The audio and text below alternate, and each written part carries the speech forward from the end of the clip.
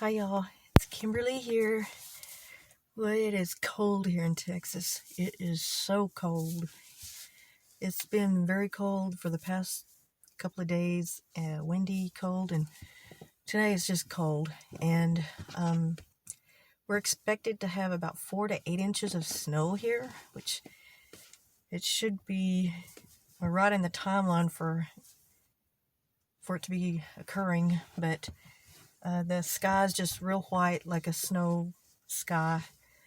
Hasn't happened yet, but supposedly through overnight we should be getting it sometime between now and overnight hours. And it's just, it's just extremely cold. It's in, I think it's below freezing already, like 30, 29 or 30 degrees, something like that. And it's gonna be very cold tomorrow, and Monday it might maybe warm up a little bit, maybe to the 30s, high 30s or 40s, hopefully. Not sure if we're going to be able to work. It depends on how much snow, or if we even get snow. It may not snow. We've had forecasts where they said it was going to snow a lot and it not show up, so just waiting to see what happens. The past few days, we've had some crazy stuff go on. The Capitol riot, and Trump shutting down, not really acknowledging, at first he,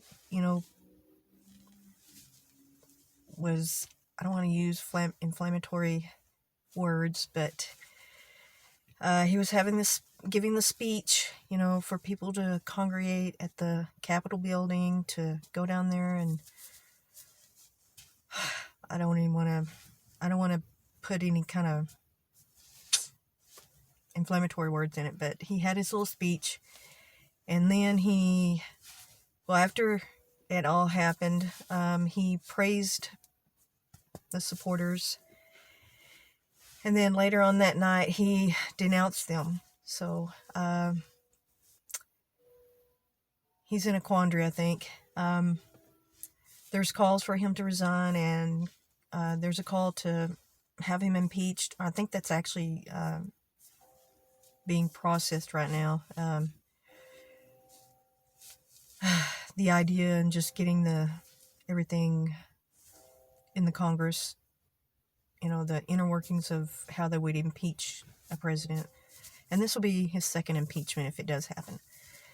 And there was 5 people who died in this riot or break-in or insurgency.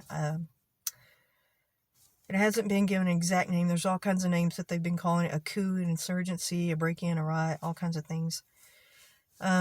Several people, I think a couple of dozen people have been arrested already, and they're looking for more and more people.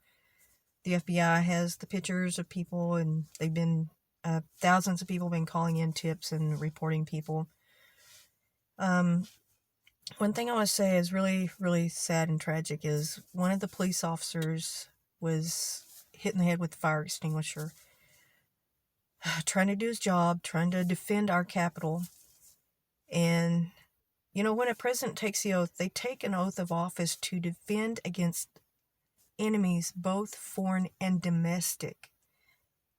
And this is a domestic incident. The police officer was doing his job, and he died in the line of duty trying to defend the Capitol. No matter what political affiliation, or take all that away, he was doing his job.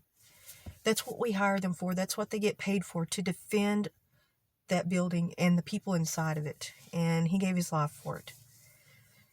And despite any kind of politics, one way or another, he was doing what he was hired to do. That was his job. And he was 42 years old. He was too young to die. And he was also a veteran. His family is, they're very, very sad, and they're grieving right now for his loss. And the people who broke in and committed those crimes that were shot. I'm not going to make statements because I know they have families. I'm just saying that is something that, that is risk that they were willing to take. And I think there's a loss on all sides of this. It's tragic on all sides. And there's people who were involved in this who now are regretting it, publicly saying they're regretting their actions, because now they're facing federal charges. Somebody's facing murder charges for the police officer's death. And you have to think about it. This is a crime, of like an invasion of these people broke into our lawmakers' offices, and it doesn't matter what party affiliation it was. All the offices or tons of offices. I don't know exactly who's.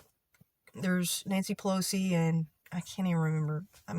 There were so many I was reading, and people just went through there like animals, tearing up, personal property and going through their mail, that's a federal offense. I would be pissed if somebody went through my mail, and it's getting dark in here. The sky is really white, but I'm going to try to turn on some light in here, but that's just the act of them doing that alone in our own capital, no matter that you're mad who won an election or what party affiliation you have, that's like a safe place that we should all as Americans be guarded of, not for one party to break in over, a displeased outcome of an election. It's the insanity of that is just it's un-American to do that. To me, it's just completely un-American to do that. It was disgusting. It was a disgusting act. There are ways of protesting and being, exercising your right and having, your say in this country. And that's what this country is built on: freedom of speech, freedoms of religion, speech, all kinds of, everything that's included in the Constitution, the right to bear arms, everything that encompasses this country. And so for them to break into the Capitol and do what they did is completely un-American.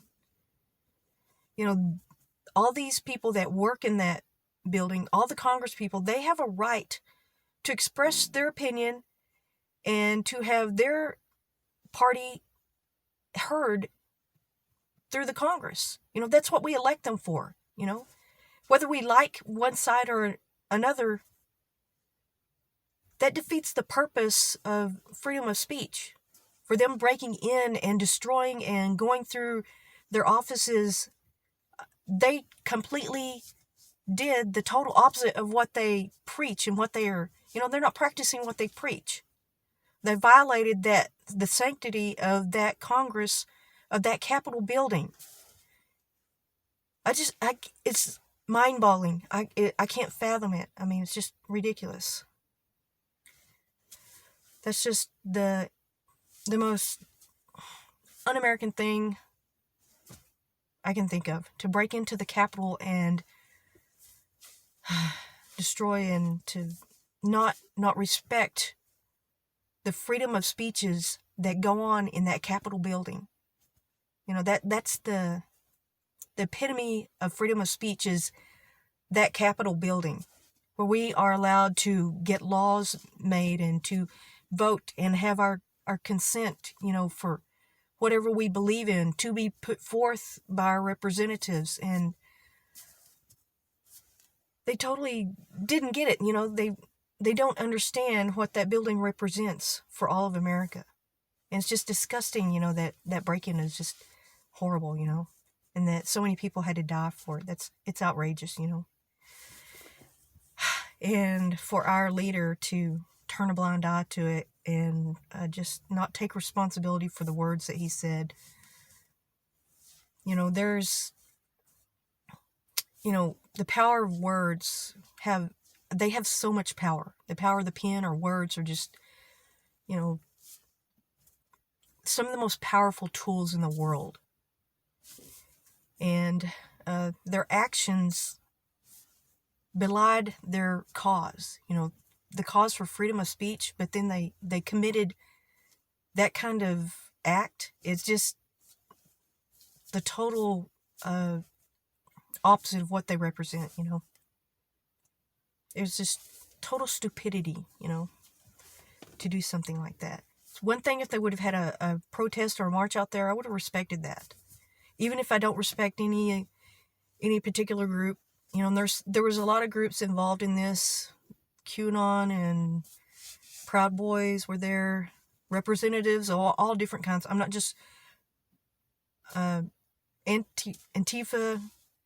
There were some representatives from them there. They all kind of congregated on that, and there was peaceful protesters that were there. And if they had been allowed to just have their march, have their say, I would have respected that. But all of this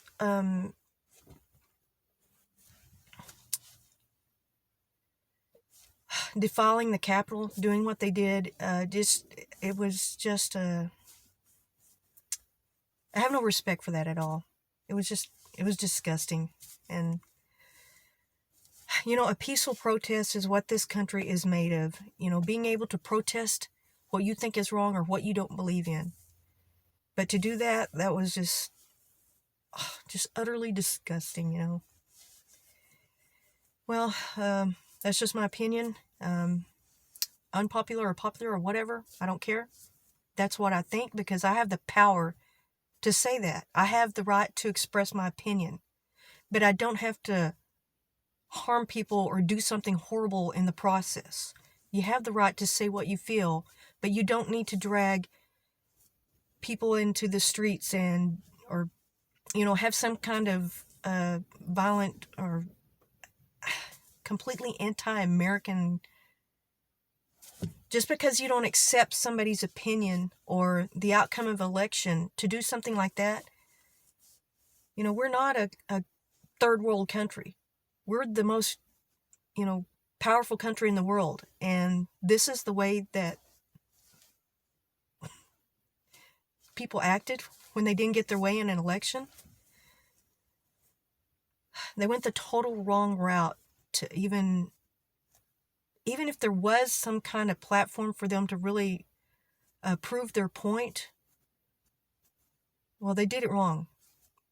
They're not proving anything except for how un-American and how disgusting they were that day. Okay, that's the end of this video. My opinion. What I saw, I cannot believe. I'm just... Okay. Thank you all. Thank you so much.